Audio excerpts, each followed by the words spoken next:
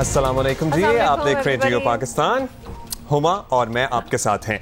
अच्छा, हमारे इर्द गिर्द drawing rooms, bedrooms, TV lounges और हर जगह गली बाजार मोहल्लों में आजकल एक ही डिस्कशन है कि क्या होगा, क्या हुआ है। पहले तो लोगों को इस बात की समझ ही नहीं आ रही कि क्या हुआ है।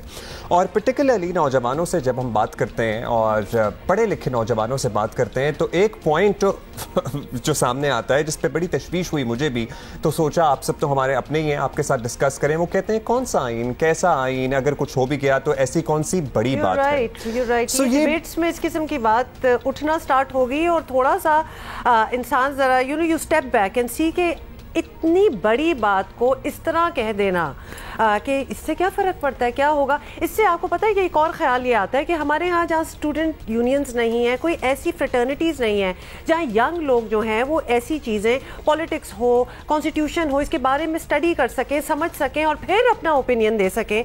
Because of the lack of such things ये बातें निकलती हैं कि क्या फ़र्क। नौजवानों को, हमारे आने वाली नस्लों को ये एजुकेट करने की ज़रूरत है कि आइन इज़ द बाइंडिंग फोर्स, जिसकी वजह से ये फेडरेशन कायम है, ये वफाक की इकाई मौजूद है, जिसकी वजह से ये वजारत उज़्मा, वजारत आला, ब्यूरोक्रेसी, अफसरान, मरात, आइन is the thing which is Muqaddam.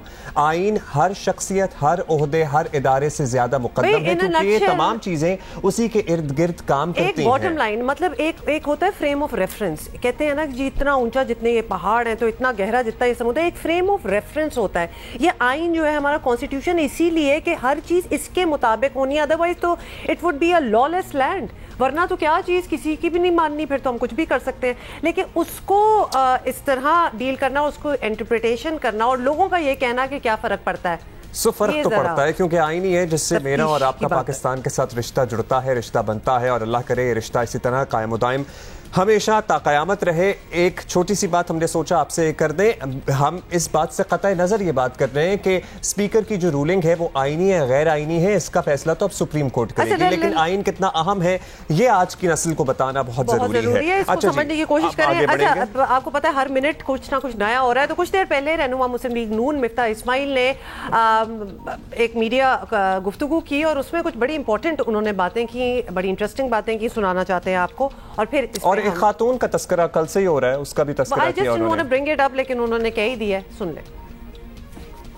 लेकिन अभी मैं ये बात करना चाहता हूँ जो कल अलीम खान ने बात करी है, उससे पहले हम लोगों ने बात करी है, मरीम नवाज शरीफ साहबा ने भी बात करी, और वो फराह गुज्जर या फराह खान की करप्शन की है कि जिसने हर पुलिस वाले की ट्रांसफ़र पोस्टिंग पर पैसे लिए हैं, हर डीसी के ट्रांसफ़र पोस्टिंग पर पैसे लिए हैं, डिस्ट्रिक्ट फूड कंट्रोलर्स के ट्रांसफ़र पोस्टिंग पे पैसे लिए हैं, पंजाब हुकूमत के सेक्रेटरियों के ट्रांसफ़र पे पैसे लिए हैं। और वो पैसे कहाँ जाते थे? अब वो पीटीआई वाले कह रहे हैं कि फराह गुज्जर कैसे करप्शन कर सकती है, वो तो एक प्राइवेट सेक्टर औरत है। वो प्राइवेट सेक्टर इसलिए करप्शन कर सकती है कि पब्लिक सेक्टर की और उनकी बेवियात की दोस्त है। वो किसी की फ्रंट वुमन थी। बुज़दार भी किसी का फ्रंट मैन था। बुज़दार के पीछे कौन था? जब अलीम खान बता रहा है कि मैंने बताया इमरान खान को कि बुज़दार करप्ट है और इमरान खान ने रखा है, तो बुज़दार किसको पैसे दे रहा था? फराह गुज्जर किसको पैसे दे रही थी? वो लोग भी तो, मालकान भी तो सामने आएंगे ना। अगर फराह गुज्जर ने, कल तस्वीर आई है पंजाब हुकूमत के जहाज़ में वो जा रही है, उसके हाथ में जो बैग था, और ये मैं आपको बता रहा हूँ $90,000 का, यानी कि 1,62,00,000 रुपए का बैग लेके जा रही है। ये वो हुकूमत है जिसने, जो आज मुसद्दिक मलिक ने बात करी कि रुपए को 8 आने का कर दिया। आपसे कहा कि 2 रोटी की जगह 1 रोटी पे इक्तफा करें। आपको 1 रोटी पे लेकर आए, आटा महंगा करा, चीनी महंगी करी, और फराह गुज्जर का हैंड बैग 1,62,00,000 रुपए का है। कितने पाकिस्तानियों की आमदन से ये ज़्यादा है? फराह गुज्जर, फराह खान, ये किरदार है जिसकी कल से गूंज है। ब्रेक लेंगे, ब्रेक के बाद डिस्कशन को आगे बढ़ाएंगे।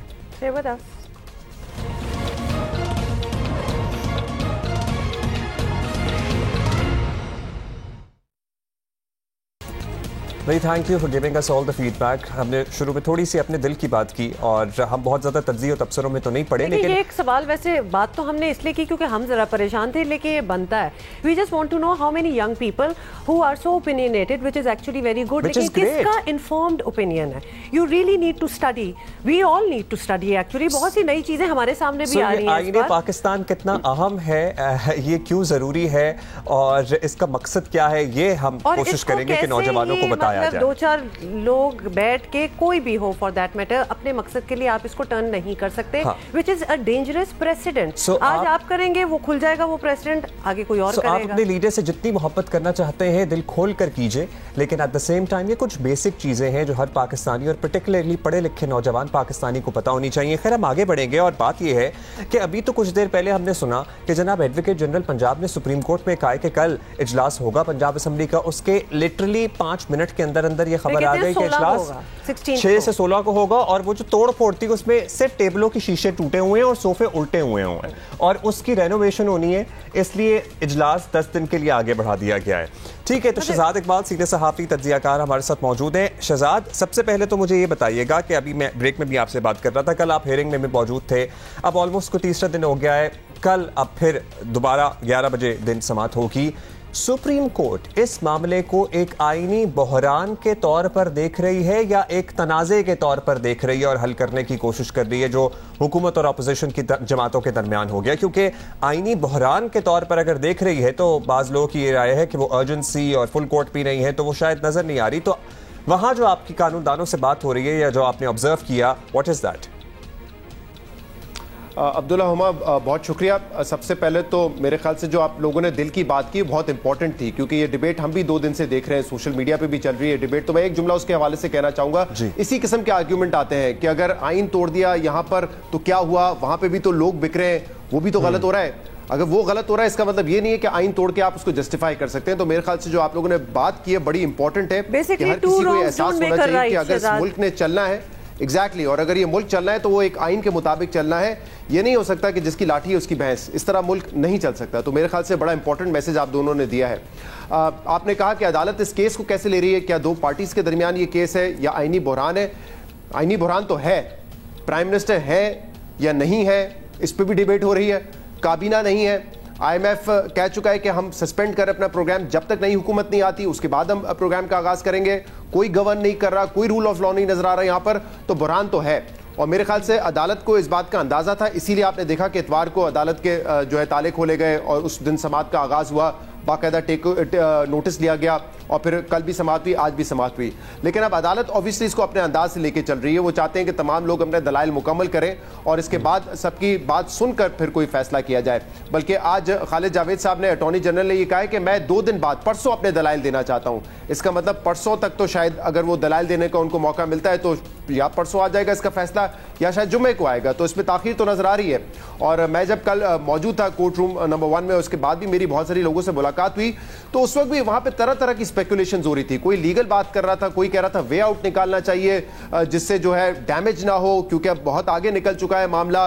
वजीर आजम ने एडवाइस कर दिया है प्रेसिडेंट को असेंबली डिसॉल्व करने का, असेंबली डिसॉल्व हो चुकी है। तो ये मुख्तलिफ बातें चल रही थी। मेरी नजर में जो एक लार्ज ओपिनियन है और जो लीगल ओपिनियन है, क्योंकि अदालत ने देखे सियासी फैसला तो नहीं करना, अदालत ने लीगल फैसला करना है। वो लीगल फैसला यही है कि अदालत ने यह बताना है कि पहले तो उन्होंने इस चीज को सेटल करना है कि आर्टिकल 69 में इम्यूनिटी इस बात की है या नहीं है, क्योंकि यहां तो आइन तोड़ने के हवाले से बात हो रही है। तो क्या इसको भी अदालत नहीं सुन सकती? ये मामला क्लियर हो जाएगा। इसके बाद यह देखना है कि क्या आर्टिकल 95 के तहत वोट के जरिए ही फैसला होना है वोट ऑफ नो कॉन्फिडेंस का, या स्पीकर अपना इख्तियार इस्तेमाल करके उसको मुस्तरद कर सकता है। ये लीगल पॉइंट है जिसका फैसला अदालत ने देना है। जो कानूनदान है उनकी राय तो आपने भी सुनी होगी कि मेजॉरिटी ये समझती है कि जो स्पीकर का फैसला था उस दिन वो गैर आईनी था, इसलिए इसको अंडू करना जरूरी है। और जो अब जब अंडू होगा तो दूसरे फैसले भी सारे अंडू हो जाने चाहिए। तो ये तो एक लीगल फ्रेटर्निटी का फैसला है, बट ऑब्वियसली आखिरी फैसला कोर्ट ने करना है। दूसरा सबसे बड़ी अहम बात यह है कि अगर उस दिन वोट हो जाता, इमरान खान वजीर आजम नहीं रहते, उनके पास मेजॉरिटी नहीं रहती, तो फिर कैसे आप उसको मुस्तरद करके उनको मौका देते हैं कि दोबारा वजीर आजम बनेंगे और असेंबली डिसॉल्व कर देंगे? और अदालत भी ये देखेगी कि वहां पे 195 अरकान मौजूद थे जो 3.5 साल तक असेंबली में मौजूद है। वो 1.5 साल अपनी अगर मुकम्मल करना चाहते हैं तो उनका भी एक राइट है। वो कैसे हो सकता है कि आप असेंबली तहलील करने की इजाजत देते हैं और वो जो पार्लियामेंटेरियंस वहां पे मौजूद हैं वो वोट लेकर आए हैं? देखिए, वजीर आजम मेजॉरिटी के नुमाइंदे तो थे नहीं उस दिन। 3 अप्रैल को वजीर आजम मेजॉरिटी के नुमाइंदे तो थे नहीं, तो उन्होंने कैसे मेजॉरिटी के लिए ये फैसला कर लिया और उन्होंने पूरी की पूरी असेंबली तोड़ दी? इसमें इंपॉर्टेंट बात ये भी है, देखिए पहले तो ये फैसला होना है कि उनके पास ये राइट था भी या नहीं था। फिर जो रीजनिंग दी गई आर्टिकल 5 की वो बड़ी खौफनाक है ना। वो तो बेसिकली डिक्लेयर कर देती है कि वो डिसलॉयल थे, क्योंकि वो आर्टिकल 5 की शिक्ल नंबर 2 जो है फॉरेन उसमें आईन से पासदारी का तस्करा भी है ना। आर्टिकल 5 को एक शिक के साथ तो नहीं पढ़ सकते, उसमें आईन से पासदारी और उसको और शिक नंबर 2 को भी तो पढ़ना चाहिए। सही बात की है, whether the prime minister could have done it और नॉट, क्योंकि ऑलरेडी नो कॉन्फिडेंस मोशन एक एक्सेप्ट हो चुका है, 2 हफ्ते उस बात को गुजर गए हैं, उसके बाद एक दिन आप आते हैं तो ऑलरेडी पता चल गया है कि आपके वो नंबर्स नहीं रहे, विच मीन्स के कॉन्फिडेंस आप में नहीं रहा। अब उस हाउस का, उस बड़े मुकद्दस हाउस का अगर कॉन्फिडेंस आप पे नहीं रहा तो आप ऐसी रूलिंग कैसे दे सकते हैं कि जी ये हम डिसॉल्व कर रहे हैं? तो that in itself is very questionable too. जी बिल्कुल हुमा, और इसीलिए मैं कह रहा हूं कि कल कुछ लोगों की ऐसी राय थी कि आर्टिकल 5 तो जो लगाया है वो बड़ा गलत किया है, आपने उनको कह दिया कि they are not loyal to the state, तो उसको तो आप खत्म करें, बट बाकी चीजों को आप शायद गुंजाइश निकाल के वो जुनेजो टाइम की जो मिसालें दे रहे कि उसको आप फिर रहने दें और इलेक्शंस की तरफ जाएं। मैं इसलिए मैं कह रहा हूं कि अदालत ये फैसला कैसे करेगी, क्योंकि अगर अदालत ये कहती थी ठीक है जो मामलात हो चुके हैं उनको हम रीडू नहीं करते, तो जो पार्लियामेंटेरियंस बैठे हुए हैं उनका तो राइट है ना, वो अगर 5 साल के लिए वोट लेकर आए, वो 5 साल की मुद्दत पूरी करना चाहते हैं, तो फिर अदालत उनके राइट को तो नहीं ऑब्वियसली खत्म कर सकती। अच्छा शहजाद, तो साथ ही हुकूमत अपने शॉट्स खेलती चली जा रही है। सदर की तरफ से वजीर आजम को, ऑपोजिशन लीडर को खत भी लिख दिया गया, हुकूमत की तरफ से, हुकूमत तो पता नहीं है कि नहीं है, लेकिन वजीर आजम की तरफ से एक नाम भी सामने आ गया निगरान वजीर आजम के लिए। क्या अदालत में ऑपोजिशन जमातें या उनके वकला इस बात पे बहस नहीं कर रहे कि एटलीस्ट इस प्रोसेस को तो रोका जाए? ये प्रोसेस आगे बढ़ता चला जा रहा है, मतलब कितनी चीजों को आप अंडू करेंगे, कितने मामलात को आप अंडू कर सकते हैं? मतलब इस बात पे नहीं कोई जोर दे रहा कि भाई ये जो प्रोसेस है इसको यहां पे रोक दिया जाए जब तक इस केस का फैसला हो नहीं जाता। हुकूमत अपने इकदाम करती चली जा रही है, एक के बाद दूसरा, दूसरी के बाद तीसरा। एक डूबियस है, अभी उस पर डिसीजन नहीं आई तो उसकी बिना पे इतने और फैसले होते चले जा रहे हैं, तो पहले वेट नहीं करना चाहिए कि इसको तो क्लैरिटी मिल जाए, उसके बाद बाकी चीजें हों? फारूक नाइक साहब ने संडे के दिन जब ये समाअत का आगाज हुआ था उसी दिन कहा था कि ये हमें स्टे ऑर्डर इस पे दे दें, क्योंकि वरना बड़ा मसला हो सकता है, मामलात और आगे चले जाएंगे, मार्शल लॉ का खतरा, इस तरह की भी उन्होंने बात की थी। और आपने सुना होगा उस दिन रिमार्क्स आए थे कि कोई भी आईनी इदारा जो है वो गैर कानूनी इकदाम नहीं उठाएगा, लेकिन स्टे ऑर्डर नहीं मिला था। इसलिए एक ये तशवीश तो है, एक ये और लोगों का एक एनालिसिस भी है कि जितने दिन ये केस आगे बढ़ता रहेगा उतने दिन हुकूमत को फायदा होता रहेगा, इमरान खान को फायदा होता रहेगा। हुकूमत तो एग्जिस्ट नहीं करती, अब इमरान खान को फायदा होगा क्योंकि जितने फैसले हो जाएंगे फिर शायद उनको रिवर्स करना उतना मुश्किल होता रहे। वैसे तो जब शुरू में तो आपने देखा था पहले दिन तक तो 2 नोटिफिकेशन वाला मामला था, लेकिन अगर ये सिलसिला आगे बढ़ेगा तो उसको रिवर्स करना जो है ज्यादा मुश्किल हो जाएगा। जैसे जब जुनेजो केस की बात करते हैं तो उसको भी ये कहते हैं कि इलेक्शन की डेट अनाउंस हो चुकी थी, डिले से वो पिटीशन दायर की गई थी, तो कुछ काफी सारे इश्यूज थे।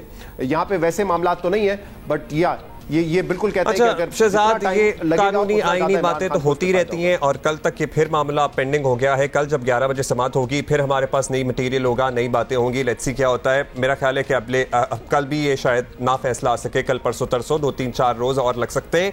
एक और मसला अहम है और वो मसला है आम आदमी का, और आम आदमी का मसला ये है कि बिजली का बिल उससे अफोर्ड नहीं हो रहा, बाजार चला जाए तो राशन वो नहीं खरीद सकता, डॉलर की सूरत हाल आपके सामने ही है, जो सब्सिडी चल रही है पेट्रोल पे वो रोजाना की बुनियाद पर। सारी चीजें तो बड़ी नॉर्मल आपने बातें की है, रमजान में तो डबल कर दें आप सारी चीज, तो वो और भी ज्यादा हो चुका है। जो सब्सिडी चल रही है पेट्रोल प्राइसेस पे उसका क्या बोझ पड़ रहा है, मतलब ऐसी भी आरा आ रही है कि खुदा न खास्ता the economy is probably at the verge of bankruptcy, तो उस पे भी किसी की तवज्जो है, कोई गौर कर रहा है कि वहां उस फ्रंट पे हो क्या रहा है एक्चुअली? देखें बैंकरप्सी वाले मामला तो नहीं है, बट हाँ एक जो तरीका होता है देखने का वो ये है कि आपके जो रिजर्व्स हैं इस वक्त, क्योंकि अभी हमने चाइना को भी जो लोन वापस किया और अभी उनसे रोल ओवर की भी बात चल रही है, वो हो जाएगा कुछ दिनों में, लेकिन आपके पास जो कवर रह गया इंपोर्ट कवर वो 2 माह का रह गया है सिर्फ। आपके रिजर्व्स हर हफ्ते जो है बड़ी तेजी से डिप्लीट हो रहे हैं, पिछले हफ्ते $2.9 बिलियन से आपके रिजर्व्स में कमी आई है, तो वो तो एक मैक्रो लेवल पे एक इशू तो है और उसको एड्रेस करना है। और आपने बिल्कुल दुरुस्त कहा, इस वक्त तो कोई नहीं है, वजीर आजम मौजूद है, उनके पास ना काबीना है ना एडवाइजर्स है, तो वो तो तवज्जो भी नहीं दे रहे ना इस पे, वो तो इस वक्त जो भी है सियासी मामलात को ही देख रहे हैं, बल्कि अभी से नहीं, जब ये सारा वोट ऑफ नो कॉन्फिडेंस का मामला चला था उस वक्त से ही ये हो रहा था। ऑपोजिशन का सारा फोकस था हुकूमत को कैसे गिराएं, हुकूमत का सारा ये फोकस था हुकूमत को बचाएं कैसे, तो उस तरफ किसी का फोकस नहीं है। पिछले महीने के जो सीपीआई नंबर आए हैं अब्दुल्ला और हुमा, वो 12.27% इन्फ्लेशन है, और आपने जैसे कहा कि रमजान में हमारे यहाँ तो देखें जो अशिया की कीमतें हैं और हम भी बिल्कुल इसी सोच में थे और आपने भी हमें ये बता दिया। Thank you very much for being with अस। हमें एक ब्रेक लेनी है, and we'll be back after that.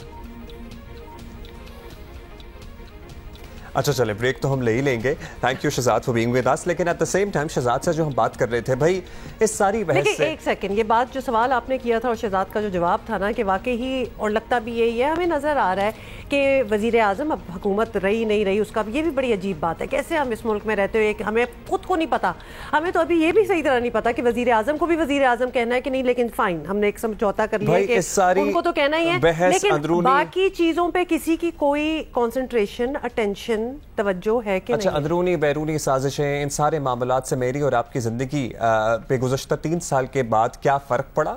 आप प्लीज़ अगली दफ़ा जब भी इलेक्शन होते हैं, जल्द होते हैं या बदेर होते हैं, उस कारकर्दगी को मद्देनज़र रखते हुए फैसले कीजिएगा कि हमारी ज़िंदगियाँ सहल हुई हैं, आसान हुई हैं, या हमारी ज़िंदगियों में मुश्किलात बढ़ी हैं। लेकिन अभी एक छोटी सी ब्रेक लेनी है, उसके बाद वापस आते हैं।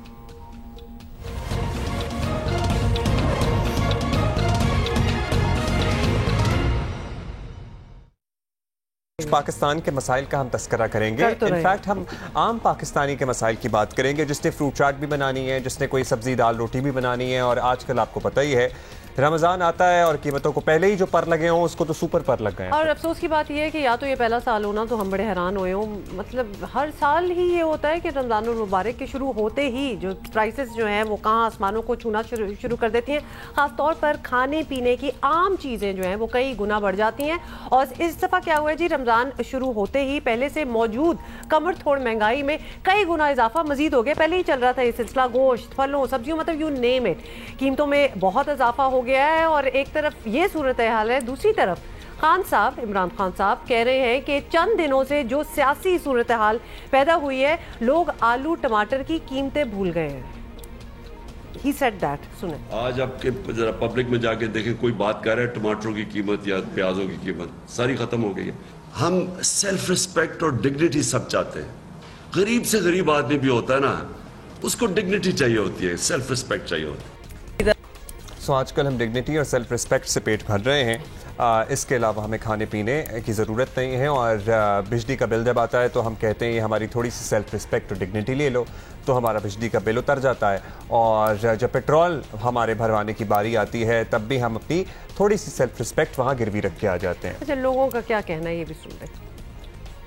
हुकूमत ने जो है कोई भी रिलीफ नहीं दिया, जैसे कोई सस्ता बाजार हो, 150-200 रुपए से किलो से कोई चीज़ कम है नहीं फ्रूट में। ग्रोसरी जो मैं इससे पहले लेता था 4000 की फर्ज करें तो वो इस टाइम कम से कम 7-8 हज़ार रुपया डबल जो है ना वो मुझे पे करना पड़ रहा है। पिछली दफ़ा महंगाई कम थी लेकिन अब ज़्यादा है, तो बाजार आए तो कुछ समझ ही नहीं आ रहा। भाई बहुत ज़्यादा महंगाई, मैं कह रही इंतहा कर दिया महंगाई की। हमारे गरीब जैसे लोगों को तो बच्चे पालना भी बहुत मुश्किल हो गया। हर तरफ शोरो गुल महंगाई का ही है। महंगाई बहुत ज़्यादा है, इनकम बहुत कम है इस बार। महंगाई के नाल लोग ਜਿਹੜੇ ਸਾਰੇ परेशान ने, इफ्तारी का ਜਿਹੜਾ समान है वो भी नहीं खरीदा जाता। सब्जी की चीज़ें वो भी बहुत ज़्यादा महंगे है, आटा घी वो भी बहुत ज़्यादा महंगा हो गया है। फ्रूट इतना महंगा है कि गरीब की पहुंच से दूर है। पिछले रमज़ान में जो घी का पैकेट 200 रुपये का था वो इस रमज़ान में 500 रुपये का है। कैसे गरीब बच्चों को खाना खिलाया। बच्चों के लिए खाने का, रोज़े के लिए गए सामान लेने तो कोई भी नहीं लिया, वापसी खाली आ गए। सूरत ये है कि हमारा ज़ाती पे बन ही रहा। जो सफ़ेद पोश तबका था वो इमदाद की तरफ देखना शुरू कर दिया, जो खुद लोगों की इमदाद किया करता था। आज तो महंगाई की ये सूरत हाल हो चुकी है। पिछली दफ़ा हमने जो 5000 रुपये का पूरा घर का बजट था रमज़ान शरीफ में, इस हुकूमत ने, इस इमरान खान साहब ने इतना सत्यानाश हमारा कर दिया है कि अब 10 से 12 हज़ार रुपये का बजट बन गया है रमज़ान शरीफ में। यूटिलिटी स्टोर जाते हैं, वहाँ से कुछ मिलता है नहीं। 2 किलो गोश्त और रोज़े के साथ आप बताएं जो मैं 100 बंदों के लाइन में खड़ा हो जाऊँ, या तो रोज़ा तोड़ूंगा या 2 किलो घी लूँगा, और घी खाली घी से गुजारा नहीं होना है। महंगाई तो बहुत बढ़ गई है यार, हर चीज़ महंगी हो गई है, तकरीबन 50% हर चीज़ महंगी हो गई है। जो चीज़ 100 रुपये दर्जन थी वो 200 रुपये दर्जन केला हुआ है, नींबू 600 रुपये किलो हुआ है, टमाटर 140 रुपये किलो हुआ है। भाई आदमी क्या करे, आदमी गरीब आदमी क्या खाएगा? गरीब आदमी से तो रोटी भी छिन गई। बहुत ही ज़्यादा महंगाई है, बहुत ज़्यादा। हर गरीब आदमी परेशान है इस महंगाई से।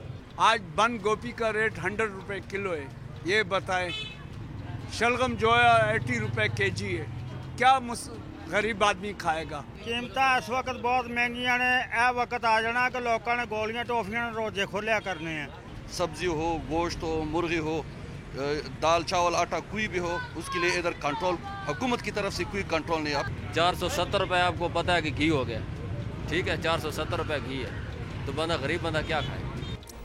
सो अवाम बड़े मुतमईन हैं, अवाम बड़े खुश हैं। वो कहते हैं जी स्टॉप सेइंग दैट ना। आई होप कि खान साहब की जो गलत फहमी है वो क्लियर होगी या फिर बिल्कुल ही I don't know. I'm hoping he has revisited his thoughts. देखिए इलेक्शन तो होने, हम दोबारा से कहेंगे इलेक्शन तो होंगे, 3 महीने में हो, 6 महीने में हो, 1 साल में हो, जो भी फैसला आता है उसके बाद इलेक्शन होंगे। तो प्लीज़ आप आंखें खोलकर, दिल खोलकर, जहन खोलकर ये फैसले कीजिएगा कि जो लोग आपसे वादे करके, जिनको आपने पहले वोट दिया, इक़्तिदार में आए, वो आपके वादों पर पूरा उतर सके, वो उसके 20% भी वादे जो उन्होंने किए थे उस पर अमल दरामद करा सके। अगर तो वो सब कुछ हो गया तो फिर आप प्लीज बिलाशुबा उन्हें दोबारा मुंतखब कीजिएगा। I will go a step further and I will say this goes for everybody. ये सिर्फ पीटीआई की बात नहीं हो रही है, आप जितनी भी नहीं, बट यहाँ स्पेसिफाई करना बड़ा जरूरी है बिकॉज आपको पता है ना, अभी से फोन बजना स्टार्ट हो जाता है हमारा।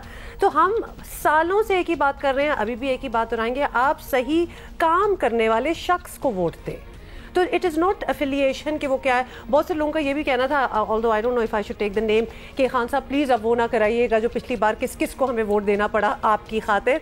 कुछ नाम मेरे दिमाग में आ रहे हैं, I will not take those names, लेकिन वाकई दिलों पे बड़ी जोर की लगी जब ये करना पड़ा। तो अब लोगों के लिए ये इंस्ट्रक्शंस हैं, you see somebody working good well तो फिर उसको वोट दें, बेशक वो किसी भी पार्टी का। भाई अगर आपके रहनुमाओं ने आपको लगता है कि आपसे किए गए वादे पूरे करती है, जो जो उन्होंने कहा मिनोअन उस पर अमल, मिनोअन नहीं भी किया, उस पर 30% भी अमल कर दिया, तो आप उन्हें री वोट करने का कंसिडर कर सकते हैं, जिसको भी आपने वोट दिया हो। हम इस वक्त किसी सियासी जमात की बात नहीं कर रहे हैं, तो प्लीज कारकर्दगी को वोट दें। मुल्क में सियासी बहरान तो आपको पता ही है बढ़ता ही चला जा रहा है और मईशत जो है उसका बहुत बुरा हाल है और उस पर असर भी पड़ रहा है। तो उसकी हमने आपको डिटेल देनी है।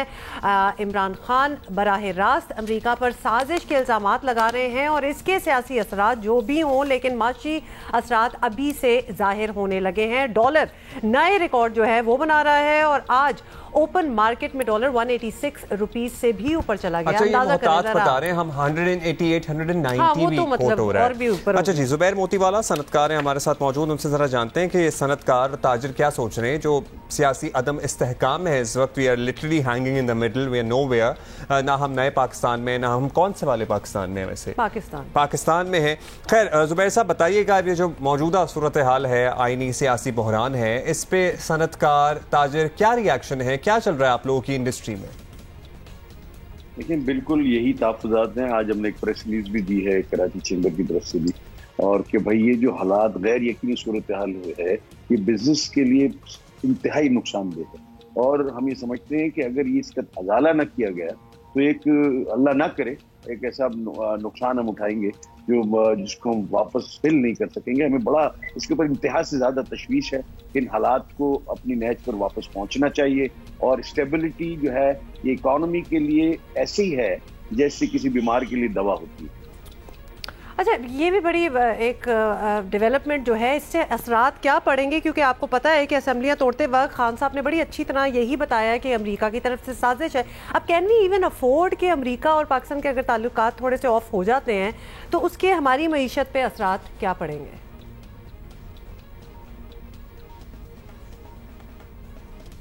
मैं क्या कहूँगा जी, चीफ ऑफ आर्मी स्टाफ ने बिल्कुल क्लियर इसको वादे कर दिया और मैं एज अ बिजनेसमैन और खास करके टेक्सटाइल से मेरा ताल्लुक है। हमारा 60% से ज्यादा एक्सपोर्ट जो है वो यूनाइटेड स्टेट्स और यूरोपियन यूनियन को है। हम तो ये अफोर्ड ही नहीं कर सकते कि हम अमेरिका से किसी किस्म की कोई झगड़ा मोल लें और हम एक अमन पसंद मुल्क है मेरे हिसाब से। हम एक न्यूक्लियर पावर है और हमको तो सबके साथ जोड़ के रखना है। तो खास करके वो मुल्क जो हमारी मसनूआत के बाहर हैं, वैसे ही हमारा इतना बड़ा ट्रेड अकाउंट डेफिसिट है कि हम उसको संभाल नहीं पा रहे। बहुत शुक्रिया आपका जुबैर साहब, थैंक यू विद अस। खैर ये सारी सूरत हाल है, फैसला आवाम ने करना है। हम आपसे मुलाकात करेंगे। कुछ आइडियाज हमने आपको दे दिए हैं इफ्तारी के, कल बताइएगा कि क्या खाया। बाय।